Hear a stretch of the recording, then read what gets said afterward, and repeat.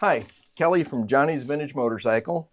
Today we have a 1979 or 1980, fits both years, Kawasaki KZ1000 shaft gas tank. That's the KZ1000 E1, KZ1000 E2. Fits both those years.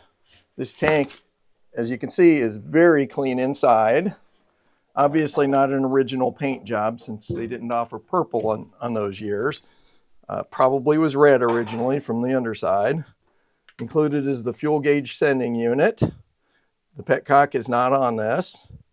We did notice that this tab is bent. We haven't messed with it. I think you can easily straighten that out, but we're just leaving it the way it is. As you can see, the underside of the tank is very clean. This tank definitely holds fuel. We're not worried about any leaks, and it'll definitely be a good one for a restoration or for a rider. And I'll kind of let you see the whole thing there. The emblems are also included, just as you see it. This will be listed on our e-store.